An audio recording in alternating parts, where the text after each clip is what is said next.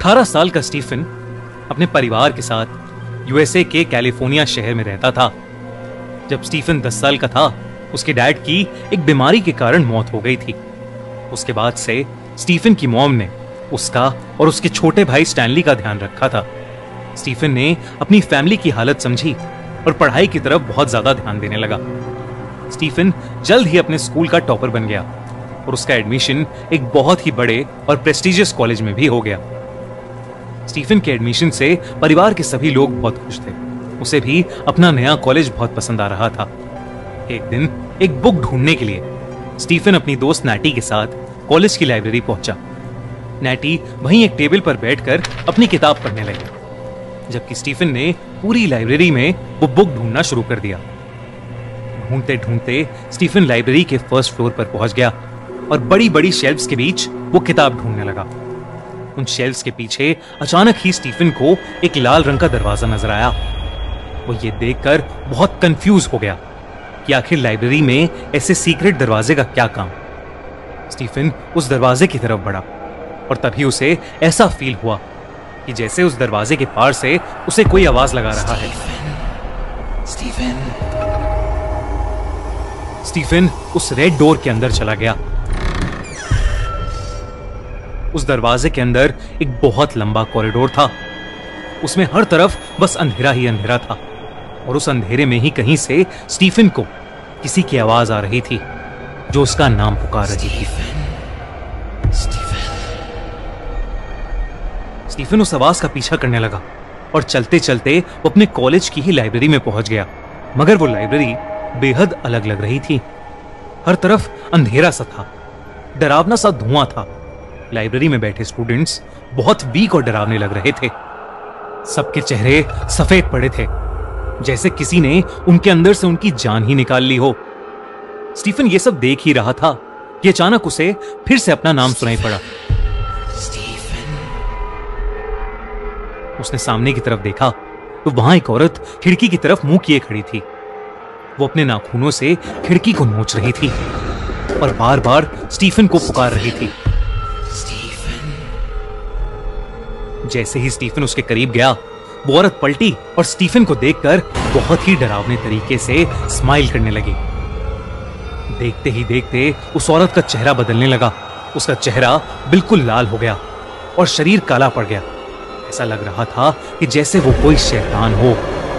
Stephen को देखते ही वो शैतान गुर्राया और उसे पकड़ने की कोशिश करने लगा।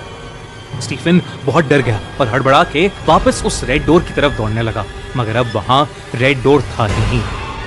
स्टीफन एक अलग डरावनी दुनिया में फंस चुका था। वहीं दूसरी तरफ असली दुनिया में स्टीफन लाइब्रेरी के ग्राउंड फ्लोर में बैठा कांप रहा था। उसकी आंखें बंद थीं। नैटी ने जब उसे कांपते देखा तो उसने जल्दी से स्टीफन के चेहरे पर पानी छिड़का और जोर से स्टीफन का नाम पुकारा। तब जाकर स्टीफन होश में आया। नैटी ने उसे बताया कि वो पिछले कुछ मिनट पहले लाइब्रेरी में बैठे बैठे सो गया था और फिर अचानक ही वो कांपने लगा। मतलब नैटी की माने तो स्टीफन कभी लाइब्रेरी के फर्स्ट फ्लोर गया ही नहीं। इनफैक्ट उस लाइब्रेरी का फर्स्ट फ्लोर कई सालों से बंद पड़ा था। स्टीफन ये सब सुनकर कुछ नहीं बोला और वो सीधा अपने घर लौट गया। शाम हो चुकी थी और स्टीफन घर जाते ही किसी से बिना कुछ कहे अपने कमरे में जाकर सो गया। स्टीफन सपने में दोबारा उसी दुनिया में था। वो एक बड़े से कमरे में कैद था और उसके आसपास बस अंधेरा था। तभी उसे फील हुआ जैसे उसके पीछे कोई खड़ा था। वो जैसे ही पलटा, उसने देखा कि वही डेविल उसके पीछे खड़ा मुस्कुरा रहा था। उसने स्टीफन के सर पर हाथ रखा और स्टीफन बुरी तरह चिल्लाने लगा। उसकी आंखें सफेद हो गई। असली दुनिया में स्टीफन सोते हुए दोबारा कांपने लगा था। इस बार वो जोर जोर से दर्द के मारे चीखने भी लगा था। तभी स्टैनली भागता हुआ स्टीफन के रूम में आया और उसने अपने भाई को किसी तरह जगाया। स्टीफन दोबारा नींद से उठ तो गया था, मगर इस बार कुछ अलग था। ऐसा लग रहा था कि जैसे स्टीफन के शरीर में वो नहीं बल्कि कोई और है। उस रात के बाद स्टीफन ने कॉलेज जाना बंद कर दिया। वो दिन भर अपने रूम में खुद को लॉक करके रखता था। ना किसी से बात करता था और ना ही कुछ खाता पीता था। रात में स्टीफन पूरे घर में भूतों की तरह घूमता रहता और अक्सर अपने भाई स्टैनली के रूम में जाकर उसे घंटों तक घूरता रहता था। एक रात स्टैनली की नींद किसी अजीब सी आवाज से खुली। जब वो उठा तो उसने देखा कि स्टीफन उसके कमरे के एक कोने में बैठा दीवार पर कुछ खरोच रहा था। उसने अपने भाई को काफी आवाज लगाई, मगर स्टीफन ने कोई जवाब नहीं दिया। जब स्टैनली स्टीफन के पास गया तो उसका दिल दहल उठा। स्टीफन कोने में बैठा कीड़े खा रहा था। उसकी आंखें पूरी तरह सफेद पड़ी थीं और वह अपने नाखून से दीवार पर कोई अजीब सा इविल मंत्र खरोच रहा था। अचानक स्टीफन ने स्टैनली की तरफ देखा और उसका गला पकड़ लिया। स्टैनली जोरों से अपनी मां को आवाज देने लगा। ये सब आवाजें सुनकर स्टैनली और स्टीफन की मॉम कमरे में आ गई और उन्होंने देखा कि स्टैनली अपना गला पकड़ के खांस रहा है और उसी के बगल में स्टीफन बेहोश पड़ा है। इन सब घटनाओं के बाद स्टीफन की मॉम समझ गईं कि स्टीफन पर किसी काली शक्ति का साया था और इसलिए वो अपनी दोस्त एलिस के पास पहुंची। एलिस एक डीमोनोलॉजिस्ट और एक पैरानॉर्मल एक्सपर्ट थी। वो स्टीफन के घर आई और उसका चेकअप करने लगी। एलिस को जल्द ही समझ आ गया था कि आखिर स्टीफन के साथ क्या हो रहा था।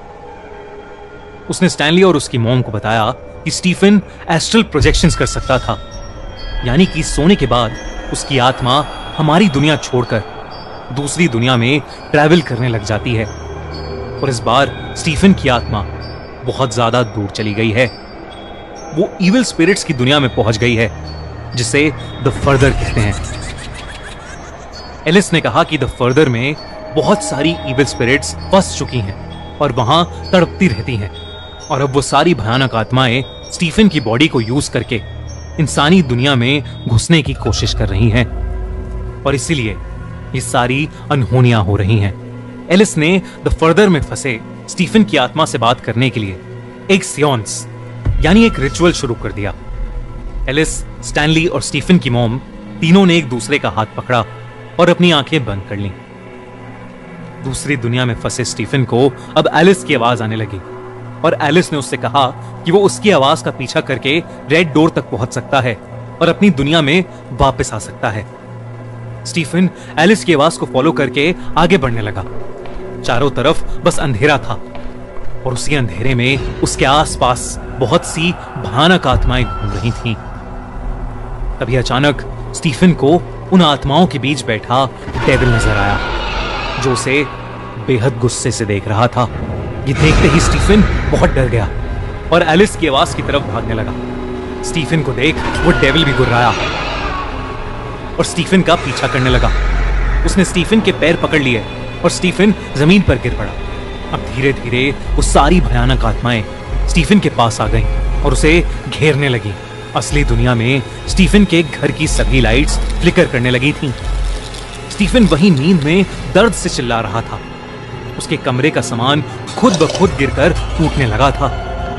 ये सब देखकर स्टीफन की मॉम उसके लिए बहुत परेशान हो गई और वो जोर जोर से स्टीफन को पुकारने लगी। द फर्दर में जब स्टीफन की फंसी हुई आत्मा को उसकी मॉम की आवाज आई तो उसने हिम्मत करके जोर से अपना पैर डेविल के हाथ से खींचा और जल्दी से भागकर रेड डोर पार कर लिया और वो अपने शरीर में वापस आ गया।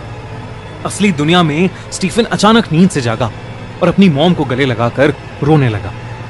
सब कुछ शायद नॉर्मल हो चुका था। इसके बाद एलिस ने हिप्नोटिज्म की मदद से स्टीफन के एस्ट्रल प्रोजेक्शंस करने की ताकत को भुला दिया और उस दिन के बाद से स्टीफन वापस अपनी नॉर्मल लाइफ जीने लगा।